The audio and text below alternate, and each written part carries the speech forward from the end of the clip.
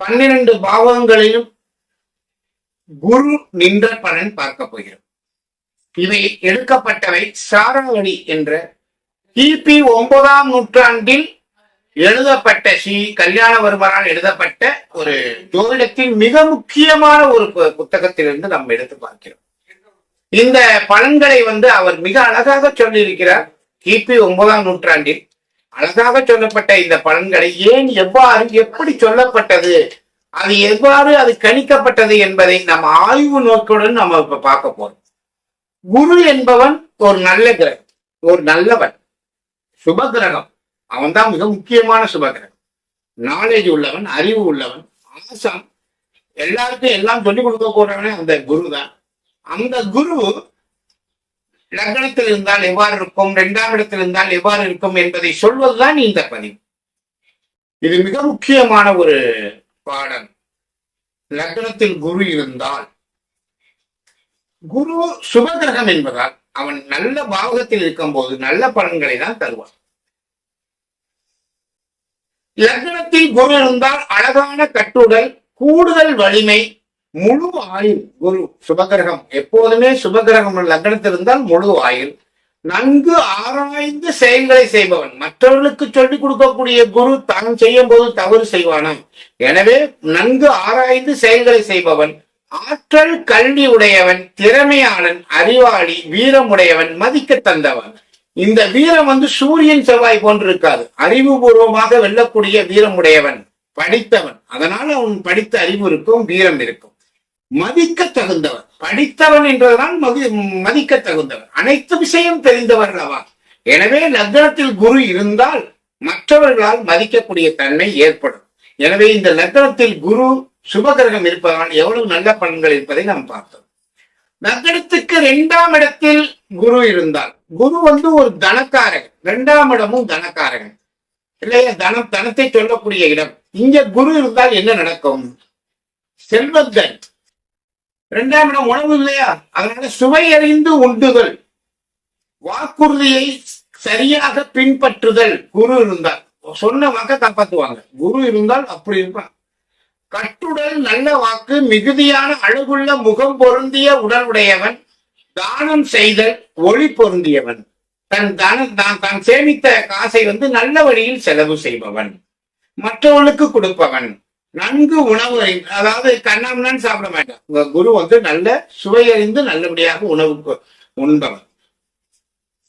லக்னத்துக்கு 3ஆம் இடத்தில் குரு இருந்தால், இந்த 3ஆம் இடம்ங்கிறது ஒரு மறைவுஸ்தானம் சொல்லுவாங்க. இது ஒரு சுமாரான பாவகம். 6ஆம் பாவத்துடைய பாதியாக செயல்படக்கூடியவன் 3. எனவே அந்த 3ஆம் இடத்தில் குரு இருந்தால் செயல்களில் சற்று தோல்வி அடையும். கருமி, உடன்பிறப்பால் வெற்றி கொள்ளப்பட்டவர்.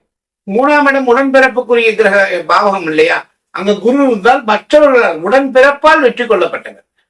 குளிர்ச்சியால் ஏற்படும் நோய், பெண்களிடம் அச்சம் கொள்ளுதல். தைரியஸ்தானத்துக்கு 3ஆம் இடம், அங்க குரு இருப்பதனால் கொஞ்சம் வெக்கப்பட்டுக்கிட்டு ஷை டைப்பா இருப்பாங்க. வெக்கப்படுதல், ஷை டைப். பாவத்தொழில் செய்வார். குருலாம் பெரிய பாவம்லாம் செஞ்சிட மாட்டான். அவன் தொழிலிருந்து நகர்ந்து செய்வான், இல்ல அவன் கற்ற கல்வியிலிருந்து நகர்ந்து செல்வான், இல்ல சாஸ்திர அறிவிலிருந்து நகர்ந்து செல்வான். வேற எதுவும் செய்ய போறது. எனவே குரு 3ஆம் இடத்தில் இருந்தால் இந்த அளவுக்கு தான் அவன் வேலை செய்வான். குரு 4ஆம் இடத்தில் இருந்தால் நல்ல உறவினர்கள், அதற்கேற்ற பொருட்கள், வாகனங்கள், இன்பம், அறிவு, அனுபவ இல்லம், அனுபவத்துடன் நல்ல ஒரு வாழ்க்கை, செல்வம், தலைவராகுதல், நல்ல பகைவர்களை வெல்லுதல், இவ்வளவும் இருக்குங்க. அப்ப 4ஆம் இடத்தில் நல்ல வாகனம், சுக்கிரன் இருந்தால் அது ஆடம்பர வாகனம், குரு இருந்தால் எது தேவையோ அந்த அளவுக்கு மட்டுமே அந்த வாகனம் இருக்கும். குருங்கிறவர் ரொம்ப ரொம்ப நல்ல கிரகம் இல்லையா, அதனால அவன் கெட்டு போகாத அளவுக்கு இருந்தால்தான் இவ்வளவு வலு தரும். அவன் வாங்கிய நட்சத்திரம் நல்லவனாகவும் இருக்க வேண்டும், அவன் நல்ல பாவகத்துக்குரியவனாகவும் இருக்க வேண்டும் குரு. எனவே குரு நல்ல பாவகத்துக்குரியவனாக இருந்தால் நல்லபடியாக செயல்படுவான். இப்ப 4ஆம் இடத்தில் இருந்தால் நல்ல பலன் சொல்லிட்டான், வீடு, வாசல், வண்டி, வாகனம் தரன்னு. இப்ப குரு 5ஆம் பாவகத்தில் இருந்தால் நாலேஜ், அறிவு, அங்கேயே குரு வரப்போறார். அப்போ என்ன அறிவு இருக்கும்? இன்பம், மக்கள் பேரு இருக்கு. 5இல் குரு இருந்தால் குழந்தை இல்லைன்னு சொல்லிட்டு இருப்போம். ஜாதக அலங்காரத்திலையும் குழந்தை இருக்குன்னு சொல்லியிருக்காங்க. இந்த சாராவளியிலையும் சொல்லியிருக்காங்க. 5 குரு இருந்தால் மக்கள் பேரு இருக்கு. உறவினர் உள்ளவர், திறமை, அறிவு, ஆற்றல், வீரம் உள்ளவர், பயனுள்ள செயல்களை செய்பவர், எங்கும் சந்தோஷமாக இருக்கக்கூடியவர். 5ஆம் இடம் ஒரு சந்தோஷத்துக்கு, காதலுக்குரியது மற்றும் அறிவுக்குரியது. அந்த குரு இருந்தால் ரொம்ப அறிவாளியாக இருப்பார். 6ஆம் இடத்தில் குரு இருந்தால், இங்கதான் 6ல குரு இருந்தா மறைஞ்சு போச்சுன்னு சொல்லுவாங்க. மறையாது. அதோடைய தன்மை எந்த அளவுக்கு செயல்படுதுன்னு பாருங்க. மந்திரம், வெகுமானம், திறமையானவர், தோல்வி அடைதல், பெண்களிடம் அச்சம் கொள்ளுதல். என்ன ஏன் இந்த வார்த்தையை திரும்ப திரும்ப சொல்றாங்கன்னா, குரு ஒழுக்கமானவன், வேகமாக செயல்பட மாட்டான், ரொம்ப யோசிச்சுதான் எதையும் செய்வான், தான் படித்த படிப்புக்கு அழகாக செயல்படுவான். படிச்சவங்க எல்லாம் ஒரு அழகாக படிச்சவன்டா அப்படின்னு சொல்லுவாங்க இல்லையா, அது மாதிரி படித்தவர்கள் போன்று நடைமுறை கொண்டவன். எனவே அவன் கொஞ்சம் ஷை டைப்பா இருப்பான். அதனால பெண்கள்கிட்ட பயம் கொண்டவன். உடனே பெண்கள்கிட்ட பயந்து ஓடுவான்னு நினைக்காதீங்க. படிச்சவங்கிறதுனால எப்படி நடந்துக்கணுங்கிறது தெரியும் அவனுக்கு. இதுதான் நிஜம்.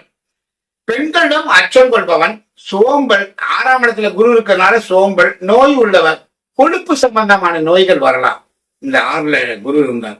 பகைவரை வெல்லுதல், புகழுடையவர். என்னதான் இருந்தாலும் புகழுடையவர், அறிவுள்ளவர் தானே, 6லேயே வெல்லுவார். இந்த நோய்களை பற்றி சொல்லும் போது அதுக்கு என்று ஒரு நோய் ஜோதிடம் இருக்கு, மருத்துவ ஜோதிடம் ஒண்ணு இருக்கு. அந்த மருத்துவ ஜோதிடத்தில் எந்தெந்த கிரகங்கள் எங்கிருந்தால் என்ன நோய் என்று வரும், அதை நாம் பின்னால் வரக்கூடிய பதிவுகள்ல நம்ம பார்க்கதான் போறோம். இது 6ஆம் இடத்தில் குரு இருந்தால் இந்த அளவுக்கு. 7ஆம் இடத்தில் குரு இருந்தால் நல்லாவே கேந்திரம் இல்லையா, அதிர்ஷ்டம், அழகுடைய மனைவி, அறிவுடைய மனைவி இருப்பார். தந்தையை விட மேன்மையான குணம். 7ஆம் இடத்தில் குரு இருந்தால் தந்தையை விட மேன்மையான குணம். நல்ல நண்பர்கள், நன்றாக உரையாடுபவர், அறிவுடன் உரையாடுவார். கவிஞர், முக்கியமானவர், புலவர், மிகுதியான புகழ் உடையவர். ஏன் மிகுதியான புகழ் உடையது? 7ஆம் இடத்தில் குரு நல்ல ஒரு கிரகம் 7ல எல்லாருடையும் நன்கு பழகினால் அப்புறம் புகழ் இருக்கும் இல்லையா. நல்லவனாக இருக்கா, அறிவாளியாக இருக்கா, எல்லாருடையும் நன்கு பழகுபவன் என்றால் கண்டிப்பாக புகழ் இருக்கும். அதனால் நல்ல அதிர்ஷ்டம் இருக்கும், அறிவு வளரும். நல்ல மனைவியை 7ஆம் இடத்தில் குரு இருக்கிறாலும் நல்ல மனைவியை கண்டிப்பாக அடைவார்கள். லக்னத்துக்கு 8ஆம் இடத்தில் குரு இருந்தால், இப்ப 8ல குரு மறைஞ்சு போச்சுன்னு சொல்லுவாங்க இல்லையா, இதை கொஞ்சம் கவனம் பண்ணிக்கங்க. குரு நாலேஜ் உள்ளவன், அவன் மறைந்து செயல்படுவான். 8ல இருந்தான் சில விஷயங்களை தோத்து போவான். செயல்பட படிச்சவங்களுக்கும் யானைக்கும் அடு சேரக்கும் சொல்ற மாதிரி படித்தவர்களுக்கும் ஒரு நேரம் தடங்கள் ஏற்படும் இல்லையா. செயல்களில் தோல்வி. குரு 8ல் இருந்தால் முழு ஆயுள் மட்டும் முழுசா இருக்கு. 8ஆம் பாவத்துல குரு இருந்தால் அடிமைக்காரர் அல்லது கீழான வேலைகளை செய்பவர், மற்றவங்க சொல்றதை கேட்கிறவர், ஏழ்மை, சாதாரண பெண்களிடம் பழகுபவர். அவ்வளவுதாங்க குரு 8ல இருந்தா. அந்த குருவுடைய தன்மையெல்லாம் கொஞ்சம் குறைஞ்சிருக்கு 8ல. அவ்வளவுதான், இதனால புரிஞ்சுக்கிட்டா. 9ல் குரு வந்தால் 9ஆம் இடம் கடவுளுக்கு நிகரான ஒரு இடம், ஒழுக்கத்துக்குரியது, மேன்மைக்குரியது. அங்க குரு வந்தால் எப்படி இருக்கும்? இறை செயல் செய்பவர், முன்னோர்களுக்கு செய்ய வேண்டிய சடங்குகளை ரொம்ப கரெக்டா செய்வார். முன்னோர்களுக்கு செய்ய வேண்டிய சடங்குகளை கரெக்டா செய்வார். சாஸ்திரம் படித்தவர் அல்லவா குரு. எனவே சாஸ்திரப்படி எதையும் செய்வார். 9ஆம் இடத்துல இறைவன் மீது பற்று கொண்டவர், புலவர், பெரும் செல்வர், அமைச்சர் அல்லது படைத்தலைவர். 10ல் குரு இருந்தால் பதுசும் கெட்டு பெறுவாங்க. அது ஏன் அப்படி சொல்றாங்கன்னா, 10ஆம் இடத்தில் குரு இருந்தால் அவன் கரெக்டா பர்ஃபெக்டா வேலை செய்வான். சொல்ற வேலையை செஞ்சுட்டு இருப்பான், நவுந்து போக மாட்டான். எனவே கடமையாக வேலை செய்யக்கூடியவர்கள், சிறந்த கடமையுடன் வேலை செய்பவர்கள் அந்த பதுசை இழக்கதான் செய்வாங்க. சுகமா இருக்கணும்னு நினைச்சாங்கன்னா சுக்கிரன், சனி மாதிரிலாம் சில பேர் இருந்தாங்களேன், படுத்து தூங்கிட்டு இருப்பான், வேலை செய்ய மாட்டான். 10ல் குரு இருந்தா என்ன? தொடங்கிய செயலை விருப்பம் போல் பூர்த்தி செய்தல், அனைத்து வசதிகளுடன் இருத்தல், கூடுதல் நன்மையுடனும், இன்பமும் செல்வமும் மக்களும் போகமும் வாகனமும் உடையவர், புகழும் உடையவர். நல்லா கவனம் பண்ணிக்கங்க. எல்லாமே இந்த 10ஆம் இடத்தில் புகழ், பெருமை. ஏன்னா சொல்ற வேலையை கரெக்டா செய்யறாரு, பர்ஃபெக்டா செஞ்சு முடிக்கிறாரு. 10ல குரு இருந்தா அப்ப பரிசு கெடுனா ஒண்ணுமே இல்லைன்னு நினைக்காதீங்க. தொழில் கெட்டு போகும் தயவு செய்து நினைக்க வேண்டாம். அந்த தொழிலை கரெக்டா செஞ்சு முடிக்கக்கூடியவர் 10ல் குரு இருப்பவர் தான். எனவேதான் அவர் புகழுடையவராக இருப்பார், அனைத்தையும் அவர் சம்பாதிக்கக்கூடியவர். லக்னத்துக்கு 11 பற்பல பொருள்களை அடைபவர், வெற்றி காண்பவர், வரவிற்கு காரணமானவர், வாகனங்கள் உடையவர், பணியாட்கள் உடையவர், வெகுமானம் உடையவர், மிகுதியான கல்வி மக்கள் பேர் உடையவர். 11 குரு தான் ரொம்ப ரொம்ப நல்லது. அடுத்தது 12 குரு, இதையும் மறைஞ்சு போச்சுன்னு சொல்லுவாங்க. குரு மறைஞ்சதுன்னா மறைஞ்சு போச்சு, செயலிழந்து அல்ல, அதோடைய தன்மை கொஞ்சம் குறையும். நல்ல நாலேஜா சொல்லிருக்கோம் இல்லையா? இப்ப 10ல குரு இருந்தாலும் சொன்ன வேலையை கரெக்டா செய்வாருங்க, பர்ஃபெக்டா செய்வாருங்க இல்லையா? 12ல குரு இருந்தா அப்படி செய்ய மாட்டார், அவ்வளவுதான் வித்தியாசம். 12ல குரு இருந்தால் சொன்ன வேலையை செய்ய மாட்டார், தள்ளி போடுவார். சோம்பல் உடையவர், முதல்ல சொல்லிட்டாங்க பாருங்க, சோம்பல் உடையவர், மக்களால் ஒதுக்கப்படுபவர். என்ன படிச்சு விட்டு ஒரு வேலையும் செய்ய மாட்டேங்கிறான் ஓ.